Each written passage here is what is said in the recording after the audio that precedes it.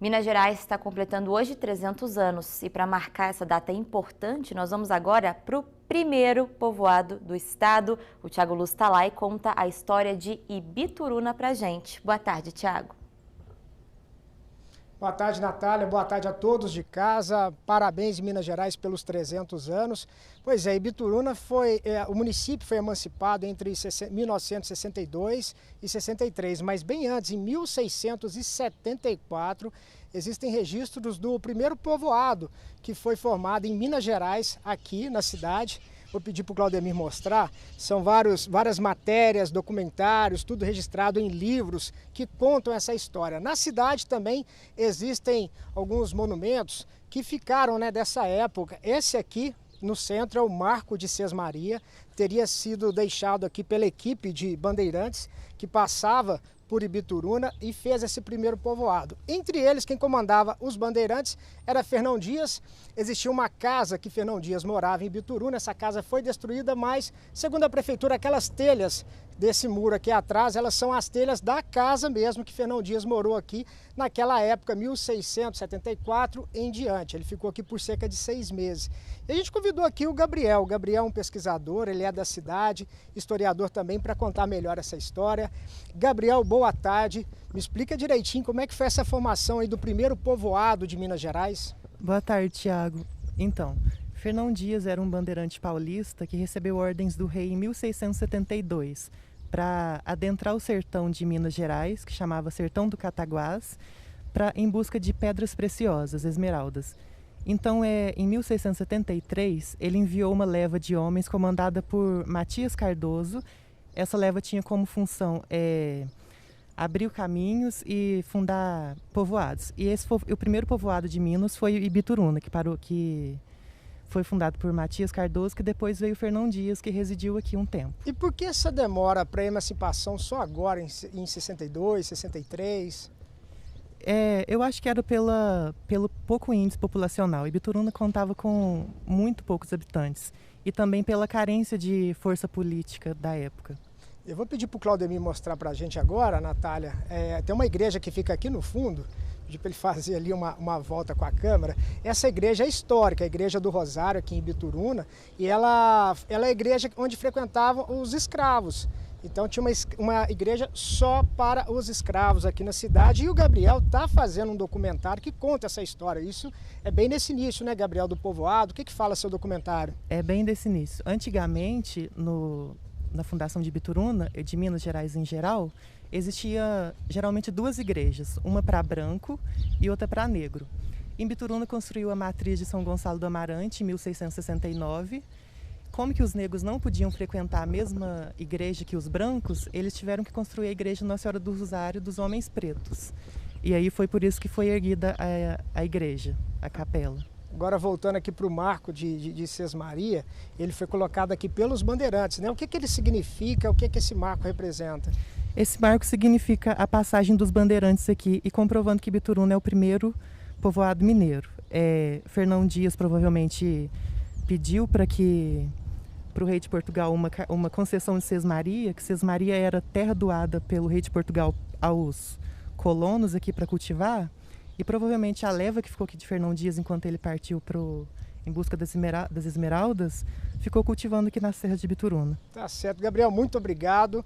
Olha, muita história, viu, Natália? E aquela igreja do Rosário que eu mostrei, ela é feita no estilo barroco, rococó.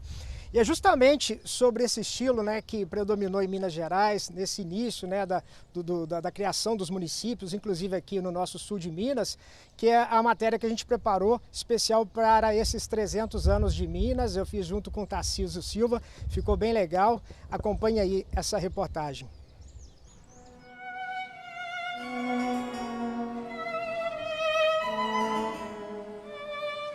A bicentenária Igreja de Nossa Senhora do Rosário está entre as construções mais antigas de Lavras. Por muitos lavrenses é considerada o coração da cidade. Uma obra que resistiu ao tempo. No jogo da sorte, venceu, virou história viva.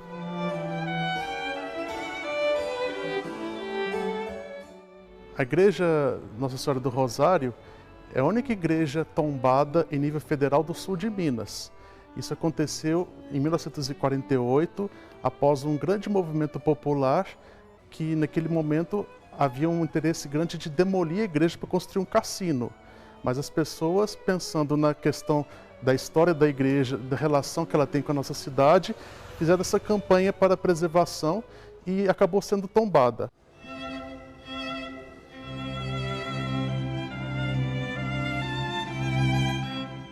O tombamento é muito importante para se preservar a história.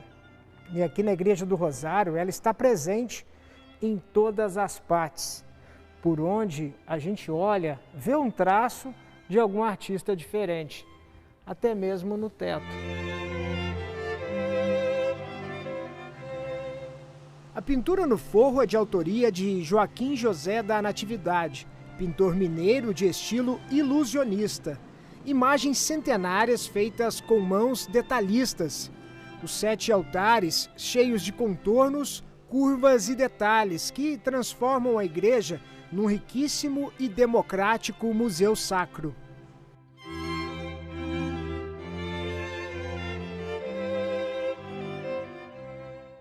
Ela tem muitas características desse arte que é o estilo barroco rococó. As pessoas que nos últimos anos têm sido feitos muitos estudos para determinar quem são os autores dessas parte artística. Há uma tese que seria o Luiz Souza Pinheiro, é um arquiteto lá de São João del Rei. Ele fez o risco de algumas cidades lá e também aqui essa Igreja do Rosário. E a parte da pintura, principalmente o forro, ela é atribuída a Joaquim Natividade.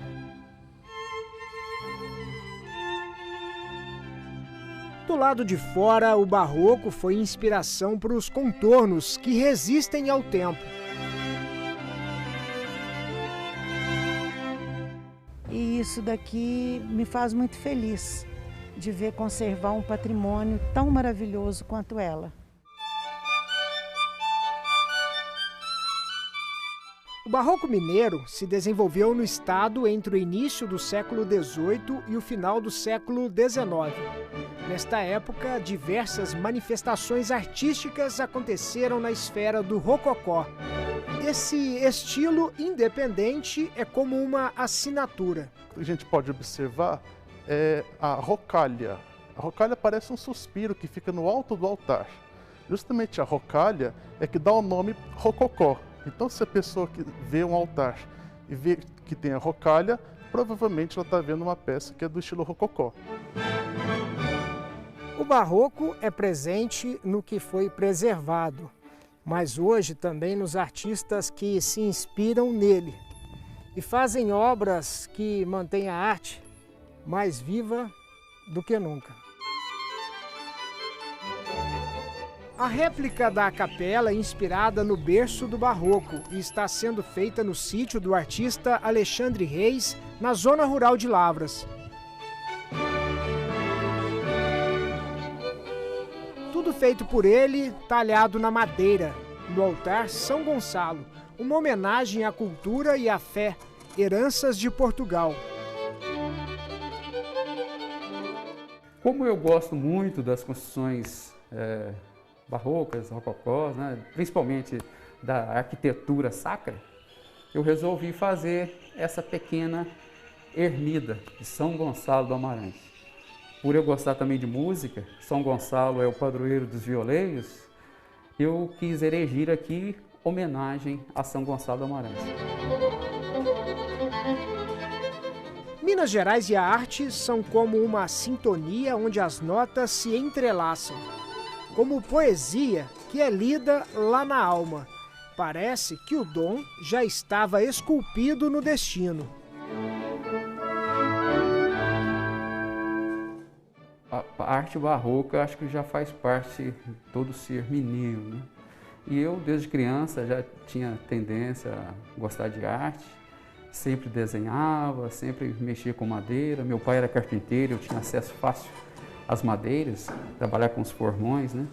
E sempre me encantei com as obras do barroco e rococó, principalmente do estado de Minas Gerais, né? E isso me aproximou cada vez mais dessa arte. Barroco que está presente nos traços, aliás, traços com DNA mineiro. O estilo barroco, aqui no Brasil, ele teve uma vertente diferente, né?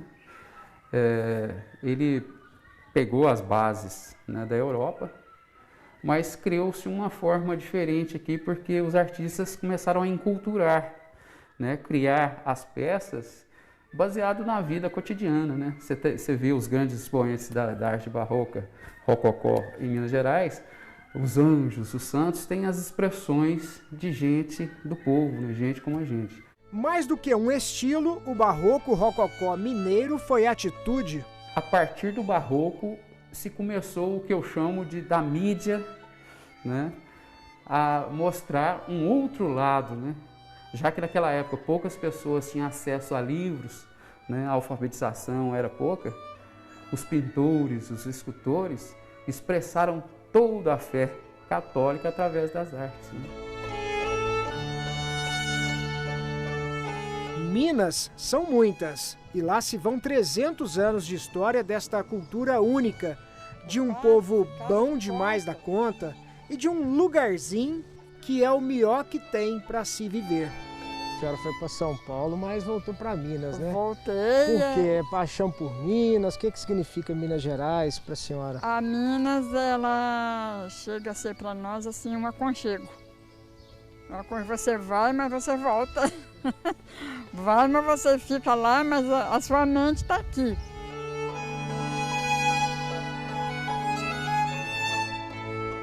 O que é ser mineiro? Guimarães Rosa deixou uma frase esplêndida, né? Minas são muitas.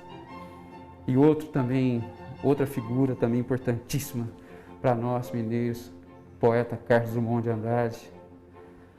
Ele dizia que nas veias do mineiro corre o minério de ferro.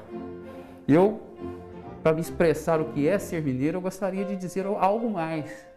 Se nas veias nos corre o minério de ferro, na nossa alma corre a arte barroca e rococó.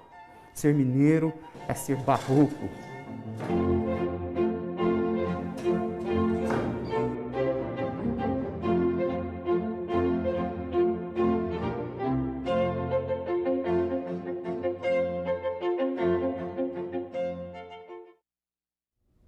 Parabéns, Minas Gerais.